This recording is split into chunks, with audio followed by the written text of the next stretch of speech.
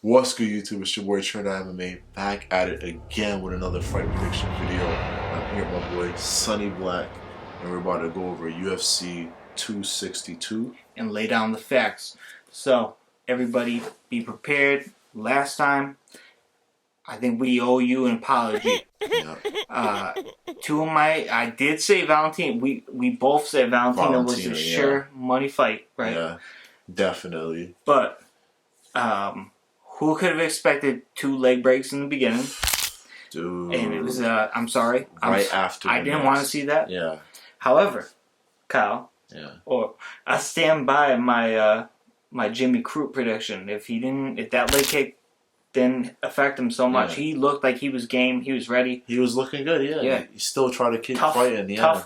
Tough motherfucker. But as soon as we saw that he stomped on the ground, his leg was like twisted the whole other way. It was like, they made a good call to stop it. Yeah. They made a good. He was trying to. He would have.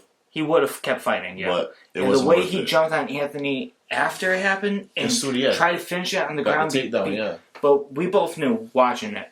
As soon as it turned to another round, it was done. It was done. It started standing. Yeah, and he couldn't stand. There's no way. Just couldn't. As far as the other ones, the Rose.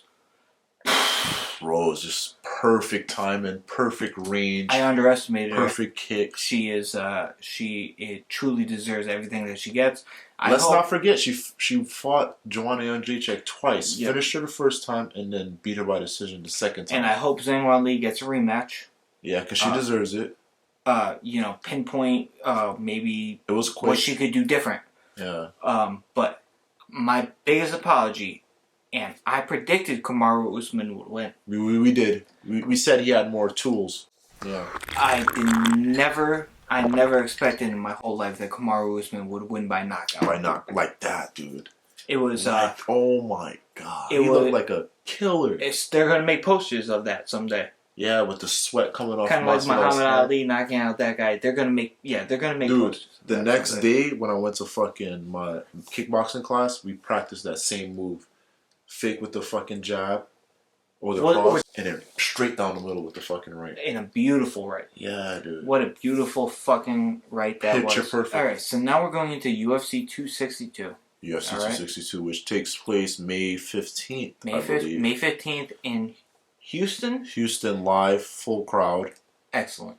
So before we begin with this fight, we both want to say that it's unfortunate that Nate Diaz got injured.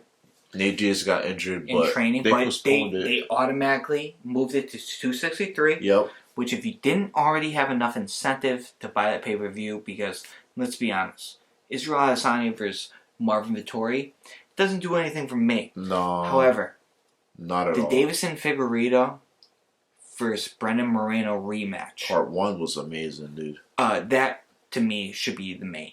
Yeah. That fight was one of the greatest flyweight fight I've ever seen. Of all time, yeah. I've ever seen. Yeah. And so now you have that. Plus the main event, which is Adesanya versus Vettori. Makes it even better. And then you got, right before that, you got Diaz versus Edwards. Can Leon Edwards finally fucking prove himself? Or will Nate Diaz fucking show up? I'm starting to really think if Nate Leon wins, is cursed. Like, come out there fucking poke fucking Nate Diaz in the eye. How many times do you get ready for a fight and it just doesn't happen? Yeah. And how many times do you get into a fight and then the first round you poke the guy in the eye, and then thinks you deserve a title shot after some shit like that. But there's something else going on here. Like, come on. Yeah. Dude, like the amount of time, many times. The MMA gods are against Leon Edwards. Got 2 pieces in the soda against Masvidal. Like, come on, dude. They're against him. Yeah. But he doesn't make it good for himself either. He brags about his fucking terrible wins. He thinks he's the king. He thinks he could beat Kamaru. He thinks he could beat Kamaru, and he lost already.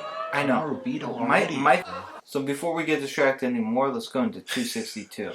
Yeah. First fight of the night. I believe it's a featherweight bout between Shane Burgos and Edson Barboza Jr. Yeah. I am going to take Edson Barboza Jr. in this fight. Edson is coming off the loss of his father. He says he's a different fighter. The way Edson's been fighting lately, he's been fighting very restrained. Yeah. And let's not forget, there's another fighter fighting on this card, Beneil Dariush. He's fighting Tony Ferguson. Yeah. And, I believe his last loss was a flying knee to the head by Edson Barboza Jr. Yeah. He's still a very dangerous man. Yeah. Great submissions, great hands. 3-round fight. I see him winning. Yeah. Edson Barboza has probably like one of the most craziest like kick game in the UFC. He's known for his crazy low kicks, crazy high kicks. And I'm not counting on Shane Burgos. Yeah, he's an excellent fighter. He's right up there right now, making his name, which is the most dangerous fighter there is. Yeah. Him, Rob Font, Calvin Kattar was there. He got his chance. He got his chance, and unfortunately, Max just fucking put on a highlight. If he got somebody else that wasn't Max, it would have worked out better. Yeah, because Max had to win. He's the people's champ. Yeah, but they don't understand. Max had to win. He was coming off 3 losses. 3? Yeah. Poirier. Dustin Poirier. No. After Dustin Poirier, he fought Frankie Edgar. Did he? Yeah. Oh, then he was coming off 2 to Volkanovski. He needed to prove that it wasn't he's not done. Yeah. And we all thought that Volkanovski second fight was suspicious. Max definitely won that shit. I thought Max won that. I Dropped and it I wanted Volkanovski to win. And then the last 3 rounds were super close. So too close to count, but at the same time, you got to beat the champ to be the champ. Volkanovski didn't do that the first time. Max had chances to finish him, but couldn't. He couldn't. Max should have won the second time. Yeah. Gone for a trilogy. So let's go into the next fight. I mean, that one's a little too hard to call, but we both say Edson Barboza. Yeah. Caitlin Chukagan versus Viviane Araújo. I've seen Viviane fight once, and as far as Caitlin Chukagan, we've seen her fight quite a few times. I've seen her fight quite a few times, yeah. I think she fought Shevchenko, I believe. So this fight is getting promoted because the Diaz fight dropped off. Yeah, so they moved up. And she didn't fight Shevchenko, so she's just, what am I thinking? Yeah. And I'm going to have to go with Chukagan on this one. Mainly because she's that close to getting a title. She beat fucking Shevchenko's sister. That's what I'm thinking. That doesn't mean shit to me. Yeah, that doesn't mean shit, but that's what I was thinking. You beat my little brother. It doesn't mean nothing to the MMA world. Shevchenko's sister is like a world-class Muay Thai fighter. Yeah, but how's she ranked exactly? She's 9-2. Yeah, so yeah. It's about where she's ranked. But I know I wasn't tripping. I know she beat a Shevchenko. Yeah, but she didn't beat. She didn't beat the Shevchenko. Right. Yeah. So we're gonna take Chukagan, I think. Yeah, I'll take Chukagan. I don't know how. I really don't. Probably decision. Decision for sure. I hope not. Definitely not. I hope not. I hope not, just to speed up the fucking card and everything. But I don't see a finish. I don't want to see two. Yeah, I don't want to see 2 decisions in a row. I see a decision for sure. Yeah, I don't see a finish. Yeah. This is not a fight you should even bet on But if a finish does come, I'm going to say it's most likely because of Araújo. So if she does, all the more power for it. But take our word for it. We are not giving you any. We are not telling you to bet either way on this one. Yeah. We don't feel confident either way. No. But the next fight, we might have differing opinions on this one. All right. Yeah. So we got Jack Hermansson versus Edmund Shabazian. Yep. So who are you taking? I'm taking Shabazian because I've been following Shabazian on Instagram, and he's training hard. He's on the come up. He lost to Derek Brunson. He's realized what is lacking in his tools of fighting. He's a great striker, but when it comes to guys that could take him down and pressure him on the ground, he's not there. 100%. And I feel like he's working on that, and I've seen him training with world class kickboxer, freaking Alexander. I forgot his name. Russian guy. Yeah. Same guy who fought Alex Pereira. Oh. And he's like. Starts with Pierre. No. Alex. I don't know. Something. But I'll put it up. I'll put it up in the freaking. I'll put his name up right here. I'm gonna agree. He fought Alex Pereira, dude, who's the best kickboxer on the world right now. Hermanson is a warrior. Yeah, but he's not. The fight he put up against Marvin Vettori was phenomenal. He stood in what there. He did against them was exceptional. Quick finish, quick ankle lock. However, people can't forget this man got finished rather easily by Thiago Santos and Jared Cannonier. Yeah. While Shabazian has had like that one loss. That one loss. The thing that separates Shabazian from somebody like, say, Kevin Holland. Yeah. Shabazian hasn't fought since. Exactly. He took time off. He's training with world-class kickboxers. He didn't rush right back in. Yeah. He's taken the time to learn what he needs to do to be better. And it's very obvious what he needs to learn how to be better. He's great on his feet, a great striker. But if he can deny Hermansson's takedowns, I believe he can. I believe 100% that he can prevail, and I do believe. I think Shabazian's going to show us something special. I feel so too, dude. I have a feeling. The guys he's training with, world-class kickboxers. He knows what he needs to do on the ground. I feel Shabazian is going to come out here and put a big statement out. And I hope so. I hate to see somebody get that close to the pinnacle. Yeah. And fall short. But Ronda Rousey's fucking head coach trains Shabazian. That guy gets a lot of shit, but yeah, being a WWE wrestler is really good. Now, the two last fights. And we might have differentials on these two. At least the last one, I know we do. Definitely will, yeah. But the new co-main event, Tony motherfucking Ferguson versus Beneil Dariush. The most underrated lightweight, as Khabib likes to put him, in the world. The most underrated lightweight fighter in the world. Yeah. So, let me say, I'm a Tony fan. He's my favorite fighter. I've reached out to him on Instagram. He hasn't responded back to me, but he's busy. I hope he's fucking training hard. I hope, Tony, maybe one day, you just tell me, like, hey, thanks for all the positive support, input. But I appreciate you, G. I'm going to say this. I watched Dariush versus Jakar today. And, was that the last person they fought? I believe so. And Dariush is Jakar was the last person he fought. TKO. And Dariush is He's coming off with 2 TKOs. Yeah, Dariush is a very, very, very dangerous man. He's coming off with 2 TKOs and 2 submissions. But you know what I love about this Tony versus Dariush fight? Bro. Yeah, but do you know what I love about this? Dariush is on a 5-fight winning streak. Yeah, but do you know what I love about this? It's the battle of salt and pepper. Why you say salt and pepper? Both of these men, you see their hairstyles, they got salt and the pepper going. These guys are old. These guys are getting older. That's a good way to say it. That's a good way to say it. Tony needs this more than Dariush. Bro, Dariush hasn't lost since 2018. Tony's only had 2 losses. Dariush hasn't lost in 2018. He's coming off a 5-fight winning streak. Against No wonder why Khabib says he's the most underrated guy in the lightweight division. He truly is. I didn't know it was this crazy. This fight is going to be insane. You're going to find 2 men with a very, very similar fighting aspect. Yeah. But I'm going to take Tony.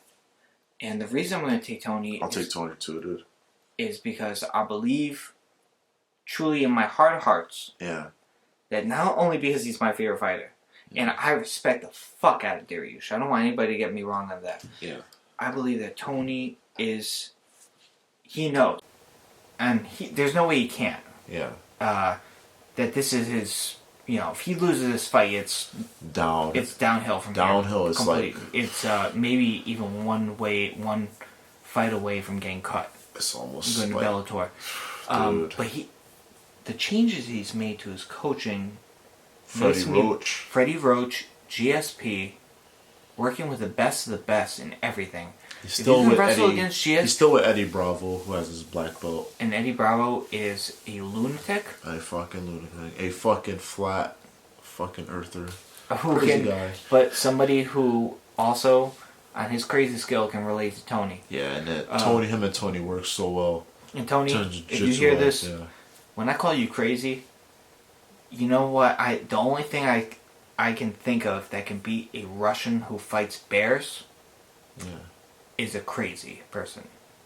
And you, my friend, you're that crazy. You are our crazy person. That Russian fucking motherfucker right there. That Russian motherfucker right there would beat that Irish nacho. Khabib's a beast, dude. Khabib's a beast. But Tony will admit that. Yeah. He's not stupid. Yeah. He knows greatness when he sees it. And the fight that never happened. And he also realizes. 5 times. And Tony realizes. That fight almost happened 5 times. I went to I was going to go to I tried to see the 4th one. Didn't you try to see the one, but it turned out that it turned into Khabib versus Iaquinta? No, it was Khabib. It was Khabib and Tony. That's the one. Yeah, Tony hurt his ankle on. Well, it was Khabib and Tony. It was Khabib and Tony, and then it was Khabib and Max, and then it turned into Khabib and Iaquinta, and that's why I was like, I don't know if I can see Iaquinta, and I fucking canceled my tickets and got my money back. He put up a hell of a fight. So, dude, 3 different opponents. Tony first. Tony got injured. Then Tony and Max. I was like, let's go, Tony and Max, and then fucking Khabib and Iaquinta happened. So, I'm going to take Tony on this fight. Yeah, me too. I can't see how it's going to happen. Submission. Honestly, submission. I hope so. Triangle. I hope Tony needs a finish. Triangle submission in the 3rd round. Tony needs a finish. But, it's a 5-round fight? It's a 3-round fight. Fuck. I'm not going to make any predictions on how it's going to end. I think Tony's going to win. I don't know how. He's only coming off of 2 losses. It's not the end of the world. It's 2 losses, but it's not the end of the world. And now we're going into the main event now. Charles de Bronx Oliveira. So this is where we differ completely. 100%. Yeah. Brazil. So we're going with the light heavyweight championship of the world since Khabib retired. Vacated his championship. So we have Charles de Bronx Oliveira versus Brazil. Iron Mike Chandler. And let me first say, and I think we can both agree on this, neither one of these guys should be fighting for the championship. Charles Oliveira. No. Charles Oliveira and Dustin Poirier? It should be Dustin Poirier versus Justin Gaethje. No. Yeah. Dude, Justin Gaethje just lost to Khabib. Okay, let me put it to you. And Charles Oliveira just beat Tony Ferguson. So, let me put it to you this way. Yeah. Okay. Dominic Reyes, when he fought Blachowicz, right? What was Dominic Reyes' last fight? John Jones. Okay, and now you can argue that maybe because it was such a close fight, right? That they gave him a shot. Yeah. Yeah. However, John Jones is not Khabib on the verge of his father's death, trying to end a fight as quick as he can because also his toes are broken. Yeah. So you're fighting a whole different animal. And Gaethje lasted 2 rounds. And he had just beaten Tony too, but Charles Oliveira dominated Tony. I'll be honest. I mean, the lightweight title shot. It doesn't make sense. Yeah. If it should be between anybody that's not Khabib, it should be Poirier versus Gaethje 2. And Gaethje's just get left out. He's just left out everything now. And even with these two, right? Even with Tony fighting Dariush, I can see Oliveira getting a title shot, right? Yeah. But it should be against Gaethje. Yeah. Okay? Because Gaethje only lost to Khabib. Lately. Oliveira. He's lost to Dustin. Oh, Oliveira's beaten Kevin Lee, and he's beaten Tony Ferguson. Yeah. Michael Chandler has come from Bellator. Knocked out Dan Hooker right away. He knocked out Dan Hooker in a spectacular fashion in the first round. I feel Charles Oliveira's on a crazy fight win streak. However, I feel Charles Oliveira hasn't lost since 2017. He's on a 1. And who's he beaten? It doesn't matter. It doesn't matter to me 5, how much your weight. 6. How many people you've beaten. It matters who you've beaten. 8. He's on a 8-fight win streak in the lightweight division.